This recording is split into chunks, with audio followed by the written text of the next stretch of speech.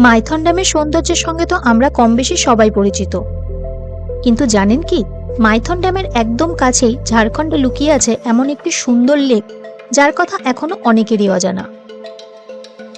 এই লেকের নাম তালবেরিয়া লেক। চারিদিকে সবুজ প্রকৃতি, নিস্তব্ধ পরিবেশ আর লেকের একদম পাশ পর্যন্ত গাড়ি নিয়ে পৌঁছে যাওয়ার সেই অনন্য অভিজ্ঞতা, সব মিলিয়ে জায়গাটা যেন প্রকৃতির কোলে লুকিয়ে থাকা এক টুকরো স্বর্গ। আর এই লেকের ঠিক পাশেই রয়েছে একটি অপূর্ব রিসর্ট। আগের ভিডিওতে সেই রিসর্টের সম্পূর্ণ ট্যুর, সমস্ত সুযোগ সুবিধা আর এখানে আসার পুরো রাস্তার অভিজ্ঞতা আপনাদের সঙ্গে শেয়ার করেছি। আর আজ আমাদের পুরুলিয়া তালবেরিয়া সিরিজের শেষ পর্বে ঘুরে দেখাবো এই অসাধারণ তালবেরিয়া লেক, তারপর চলে যাব মাইথন ড্যাম আর উপভোগ করব সেইখানে বোটিং। তাহলে আর দেরি না করে চলুন শুরু করা যাক আজকের সফর।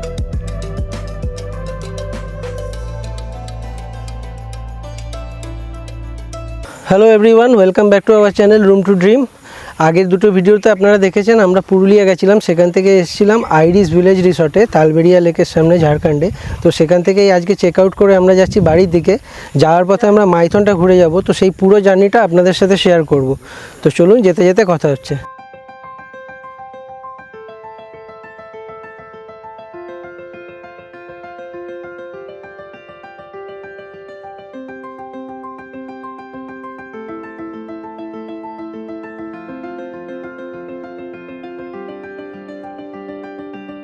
তো আজকে জার্নি স্টার্ট হয়ে গেল আমাদের।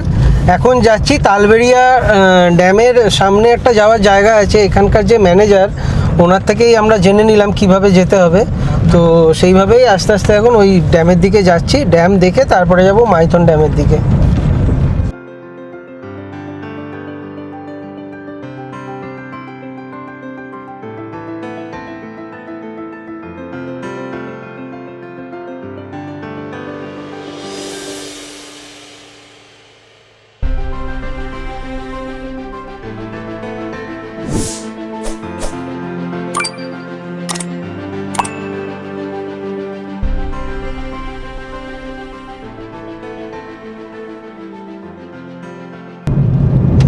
ঠিক 10 মিনিট গাড়ি চালিয়ে রিসর্ট থেকে এখানে চলে আসলাম, একদম লেকের সামনে।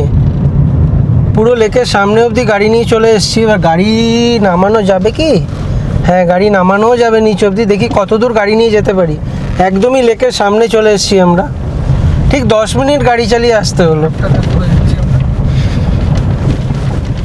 এই হচ্ছে তালবেরিয়া লেক।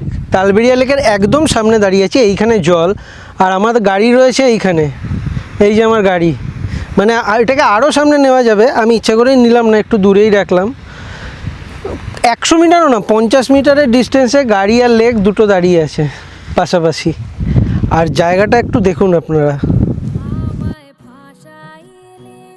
ঝাড়খণ্ডের এক লুকিয়ে থাকা স্বর্গ তালবেরিয়া লেক। ঝাড়খণ্ডের এমন অনেক সুন্দর জায়গা রয়েছে যেগুলোর কথা এখনো খুব বেশি মানুষ জানেন না। তালবেরিয়া লেক ঠিক তেমনই একটি অফবিট ডেস্টিনেশন। যারা ভিড় এড়িয়ে প্রকৃতির মাঝে কিছুটা নিরিবিলি সময় কাটাতে চান, তাদের জন্য এই জায়গাটা সত্যিই দারুণ। এখানে পৌঁছানোর পরে প্রথমেই যে জিনিসটা আপনার নজর কাড়বে সেটা হলো বিশাল জলরাশি। যতদূর চোখ যায় শুধু লেক আর লেক, সামনে বিস্তীর্ণ সবুজ মাঠ আর দূরে মাথা উঁচু করে দাঁড়িয়ে থাকা পাহাড়, সব মিলিয়ে যেন এক অসাধারণ প্রাকৃতিক ক্যানভাস। সবচেয়ে ভালো বিষয় হলো এই জায়গায় এখনো পর্যন্ত পর্যটকদের ভিড় খুব একটা হয় না। চারপাশে এক অদ্ভুত শান্ত পরিবেশ, শহরের কোলাহল থেকে দূরে শুধুই পাখির ডাক, হালকা বাতাসের শব্দ আর লেকের জলের মৃদু ঢেউ। এই পরিবেশ সত্যিই মনকে অন্যরকম এক প্রশান্তি দেয়। লেকের চারপাশে দেখতে পাবেন ছোট ছোট অনেক নৌকা। স্থানীয়রা এই নৌকায় চেপেই মাছ ধরতে বের হন। দূর থেকে সেই দৃশ্য দেখতে ভীষণ সুন্দর লাগে। তালবেরিয়া লেকের আরেকটি বড় আকর্ষণ হলো আপনি নিজের গাড়ি নিয়ে প্রায় লেকের একেবারে ধার পর্যন্ত চলে যেতে পারবেন। এমন সুযোগ খুব কম জায়গাতেই পাওয়া যায়। গাড়ির জানলা খুলে সামনে বিশাল লেক, চারিদিকে সবুজ আর দূরে পাহাড়। এই অনুভূতিটা ভাষায় প্রকাশ করা সত্যিই কঠিন। বিশেষ করে যারা ড্রাইভ করতে ভালোবাসেন তাদের কাছে এই জায়গাটা হবে অন্যরকম এক অভিজ্ঞতা। শহরের ব্যস্ত রাস্তা ছেড়ে প্রকৃতির মাঝখানে গাড়ি চালিয়ে পৌঁছে যাওয়ার আনন্দটাই আলাদা। এখানে এসে গাড়ি পার্ক করে অনেকক্ষণ বসে শুধু প্রকৃতিকে উপভোগ করা যায়। সকালে নরম আলো হোক কিংবা বিকেলে সোনালী সূর্যাস্ত, দিনের প্রতিটি সময়ে তালবেরিয়া লেকের সৌন্দর্য যেন নতুন করে ধরা দেয়। বাতাসে এক ধরনের নির্মলতা আছে যা শহরে থেকে অনুভব করা সম্ভব নয়। আপনি যদি ফটোগ্রাফি বা ভিডিওগ্রাফি করতে ভালোবাসেন তাহলে এই জায়গা আপনার ক্যামেরার জন্য দারুণ। লেকের প্রতিফলন, সবুজ ঘাস, নীল আকাশ, দূরের পাহাড় আর জেলেদের নৌকা, প্রতিটি ফ্রেমই যেন পোস্ট কার্ডের মতন সুন্দর। যদি পরিবারের সঙ্গে বা বন্ধুদের নিয়ে একদিনের ছোট্ট ড্রাইভে বেরোতে চান তাহলে এই জায়গাটি দারুণ একটি অপশন। যারা নিরিবিলি পরিবেশে কিছুটা সময় কাটাতে ভালোবাসেন তাদের জন্য তালবেরিয়া লেক সত্যিই একটি লুকিয়ে থাকা রত্ন। আমাদের কাছে এই জায়গার সবচেয়ে বড় আকর্ষণ ছিল এর আনটাচড বিউটি।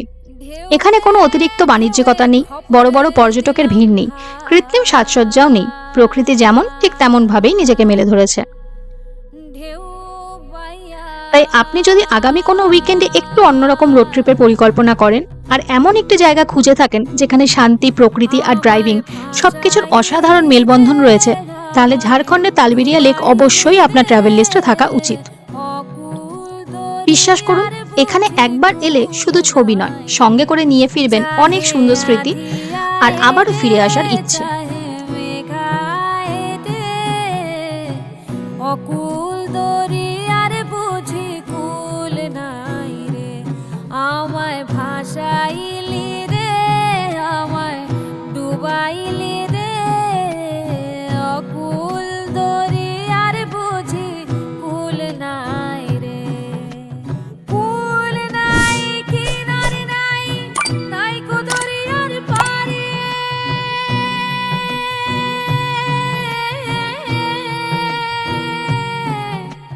কুল নাই কিনারে নাই, নাই কো দরিয়ার পারে, সাবধানে চালাইও মাঝি আমার ভাঙা তড়ি রে, অকুল দরিয়ার বুঝি কুল নাই রে, চাহে আধি আয়ে রে, চাহে মেঘা ছায়ে রে, অকুল দরিয়ার বুঝি কুল নাই রে, পানসা জলে যাই ভাসাইয়া সাগরের বানে,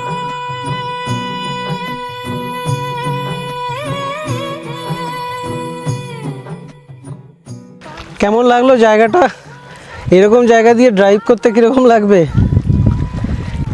এরকম ড্রাইভিং এক্সপিরিয়েন্স নেওয়ার জন্য কিন্তু তালবেরিয়া লেকে মাস্ট আসতেই হবে। জায়গাটা অসাধারণ, কোনো লোকজন নেই, এখনও আনএক্সপ্লোরড, খুব সুন্দর জায়গা। দরিয়ার বুঝি কুল নাই রে, চাহে আধি আয়ে রে, চাহে মেঘা ছায়ে রে, অকুল দরিয়ার বুঝি কুল নাই রে, মোরে ও প্রাণ বন্ধু আমার। তালবেরিয়া লেক ঘোরা কমপ্লিট। এখন যাচ্ছি মাইথন ড্যামের দিকে। গুগল ম্যাপে সেট করলাম মাইথন ড্যাম, তাও আমি রাস্তায় লোককে জিজ্ঞেস করে নেব। মন খুশি উর্বশী সেই রাতে সুর ছিল, গান ছিল।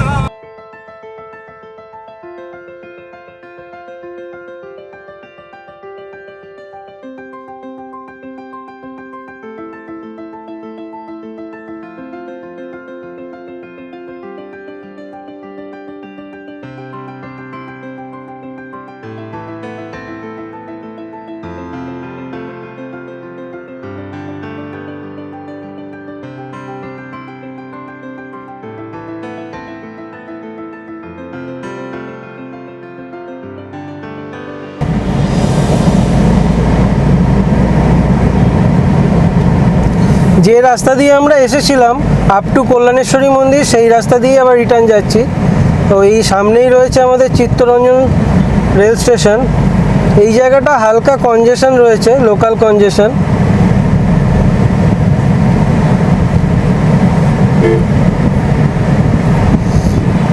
এই যে আমার ডান দিকে রয়েছে চিত্তরঞ্জন রেলওয়ে স্টেশন।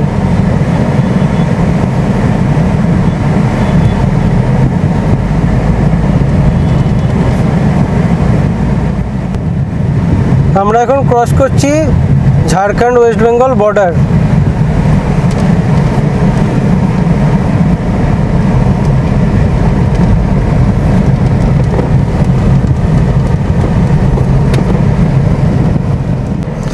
এখন যে জায়গাটায় রয়েছি আমরা, সেই জায়গাটার নাম রূপনারায়ণপুর। এই ওয়েস্ট বেঙ্গল বর্ডার ঢোকার পরের যে জায়গাটা, ওটাই হচ্ছে রূপনারায়ণপুর। এখন আমরা রয়েছি দেন্দুয়া মোড়ে। এখান থেকে মাইথন 7.7 কিলোমিটার আর কল্যাণেশ্বরী মন্দির 4.2 কিলোমিটার। এই দেন্দুয়া মোড় থেকে রাইট টার্ন নিতে হবে, যে পথে এসেছিলাম সেম পথে।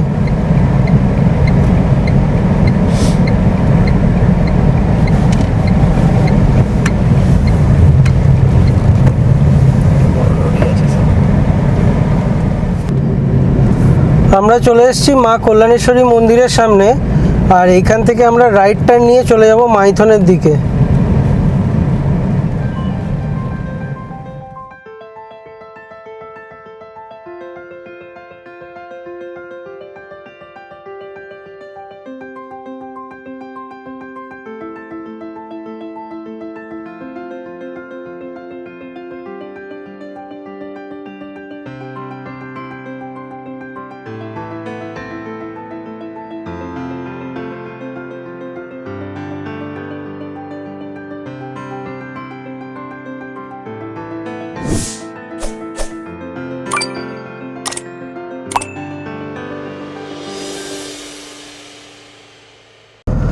আমরা চলে এসেছি মাইথনে। এই যে বাঁদিকে রয়েছে মাইথন যুব আবাসন আর হোটেল শান্তিনিবাস। আমরা যখন গতবার মাইথনে এসেছিলাম তখন এই যুব আবাসনেই ছিলাম। সেই ভিডিও অলরেডি চ্যানেলে দেওয়া আছে, না দেখে থাকলে দেখে নিতে পারেন। আর এই একটুখানি গেলেই এখন মাইথন ড্যামের ওপরে আমরা চলে যাব।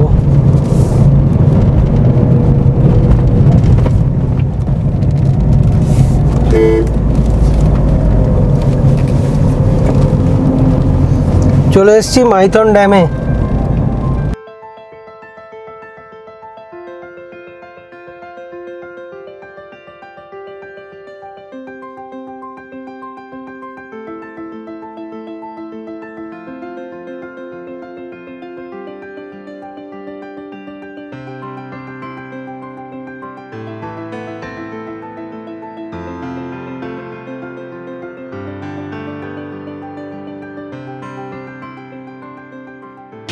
আমরা মাইথনে পৌঁছে গেছি।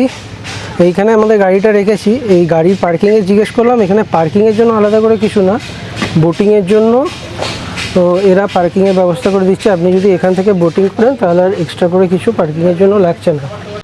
এখানে দু ধরনের বোটিং হয়, তো স্পিড বোটও আছে, কান্ট্রি বোটও আছে। তো আমরা স্পিড বোটের টিকিট বুক করলাম। আমরা ওই একটা যেটা বড় উল্টো চামচ দ্বীপ আছে ওটা ঘুরিয়ে দেখাবে, আর তার সাথে লক গেটগুলো দেখাবে। তো ওটার জন্য আমাদের 4 জনের টিকিট পড়লো 600 টাকা। এই সামনে সব বোটগুলো রয়েছে, এখান থেকে একটা স্পিড বোট নিয়ে আমরা যাব। আমাদের দুই বীর পালোয়ান, এই যে যোগেশ আর রোহন, বলছে ডুবে যাব, ভয়ে চাপতে চাইছে না। डर के आगे जीत है। आ जाओ भाई।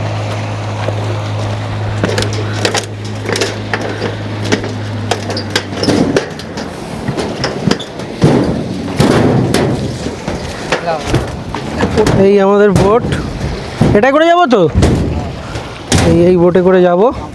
এই যে লাইফ জ্যাকেট দিচ্ছে দাদা, লাইফ জ্যাকেট কিন্তু ম্যান্ডেটারি এখানে। অরেঞ্জটা দাও না, অরেঞ্জটা ভেজা ভেজা, তাহলে অরেঞ্জটা দাও। ওটা আমাদের বোট ছেড়ে দিয়েছে। এই আমরা সবাই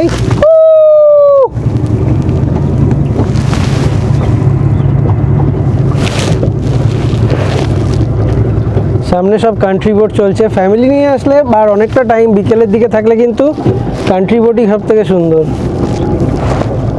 নিয়ে নিচে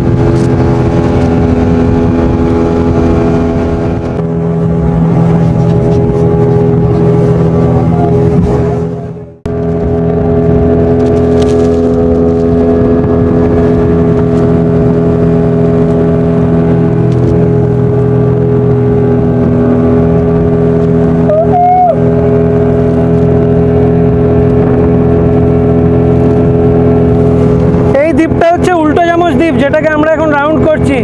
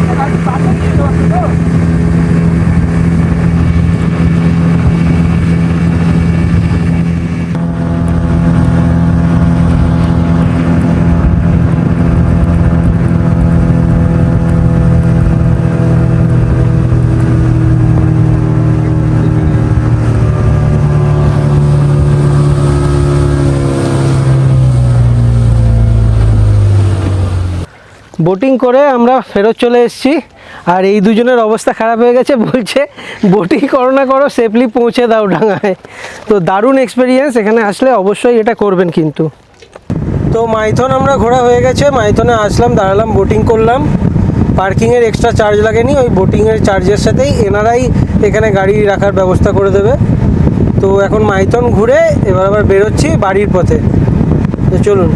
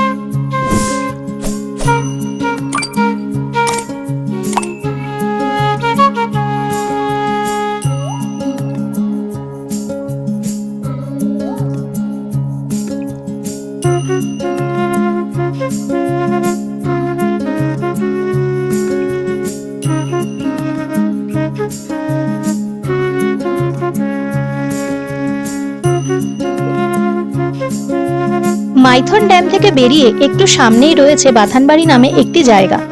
এখানে আপনি নিজের গাড়ি নিয়ে একেবারে লেকের ধার পর্যন্ত চলে আসতে পারবেন। শীতের সময় এই জায়গাটা পিকনিকের জন্য বেশ জনপ্রিয় হয়ে ওঠে। এই সময় এইখান থেকে বোটিং করারও সুযোগ থাকে, আর বসে একটি ছোটখাটো মেলা। মাইথন আসলে এই বাথানবাড়ি জায়গাটাও একবার ঘুরে দেখতে ভুলবেন না।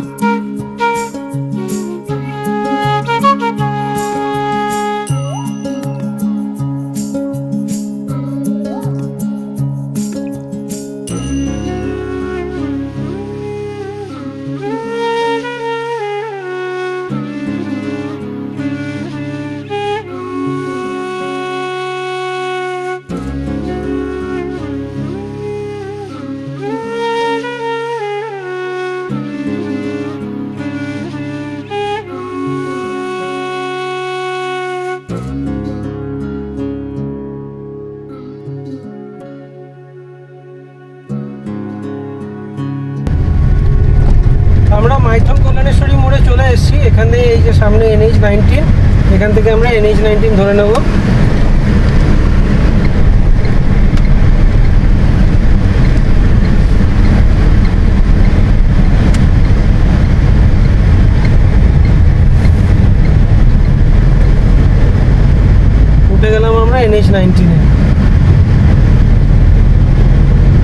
এদিক ওদিক নেই, এবার একদম সোজা রাস্তা।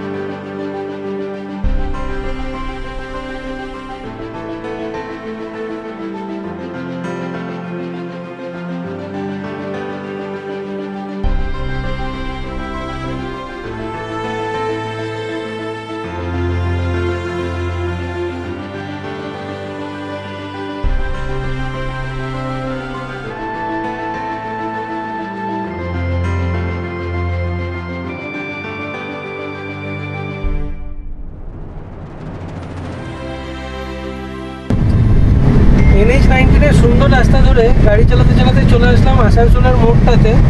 এখান থেকে ডান দিকে চলে গেলে আসানসোল সিটির মধ্যে চলে যাচ্ছে। আমরা বাইপাস করে বেরিয়ে গেলাম।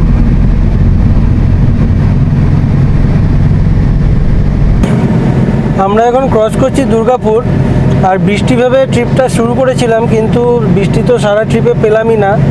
এখন এই বাড়ি ফেরার সময় দুর্গাপুরে এই জায়গাটাতে একদম গুড়ি গুড়ি বৃষ্টি হচ্ছে। তো যাই হোক, একটুখানি বৃষ্টি পেয়েছি।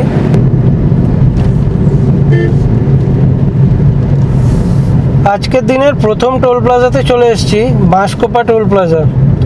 লরির বেশ প্রেশার আছে আজকে টোলে।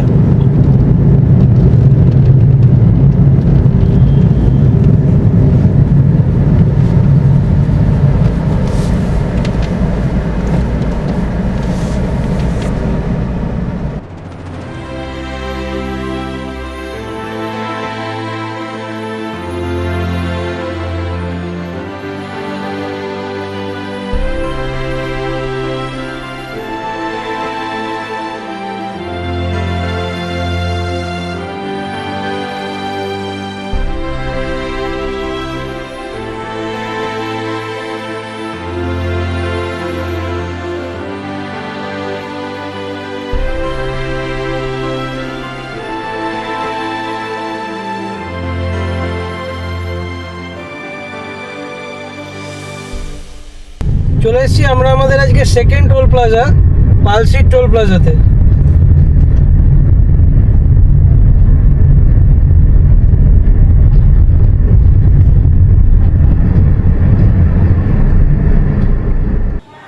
তো ফাইনালি বাড়ি এসে পৌঁছালাম। সবাইকে নামিয়ে ফিরতে একটু দেরিই হলো। আমাদের এই পুরো ট্রিপটা হলো 725 কিলোমিটারের, আর অ্যাভারেজ পেয়েছি খুবই কম, 14.5 ওভারঅল অ্যাভারেজ। তো আপনাদের এই সিরিজটা কেমন লাগলো অবশ্যই জানাবেন। আর একটা ছোট্ট রিকোয়েস্ট, যদি ভালো লেগে থাকে তাহলে চ্যানেলটাকে প্লিজ সাবস্ক্রাইব করবেন। তো চলুন এখনের মতন টাটা, আবার দেখা হবে নতুন কোনো একটা ট্রিপে।